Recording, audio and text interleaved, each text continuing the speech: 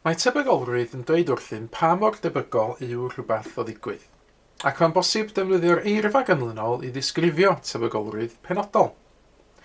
Nawr mae rhai o'r ymadroddion yn y bocs yma yn rhoi yr un tebygolrwydd. Enghraifft, byddai siawns 10 yr un fath â siawns gyfartal, a byddai rhywbeth sydd efo dim siawns o ddigwydd hefyd yn amhosibl.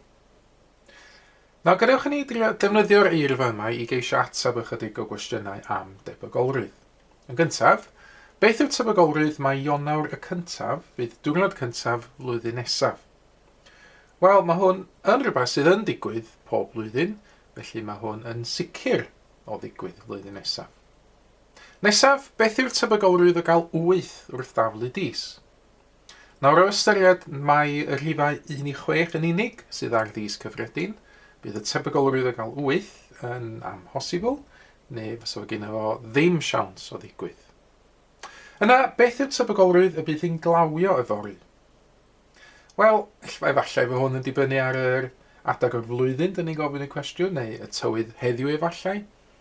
Ond yn gyffredinol, sy'n ni'n gallu atab yn y bocs yma fan hyn unrhyw un o'r ymatebion heblaw amdan dim siawns, neu amhosibl, a sicr.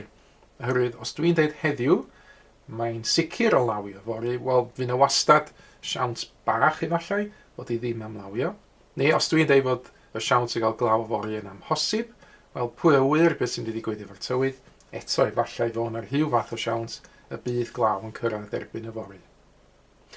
Olaf, beth yw tebygolrwydd o gael cynffon, neu tails yn Saesneg, wrth daflu darn arian?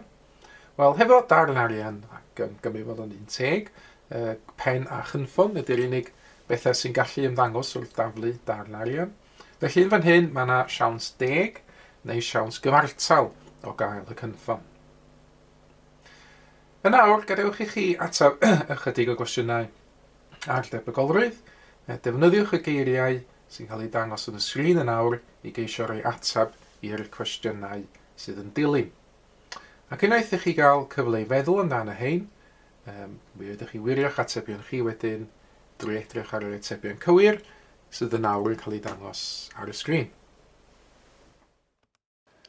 Mae mwy o fideos adolygu ar gael ar ein sianel YouTube Adolygu Mathemateg.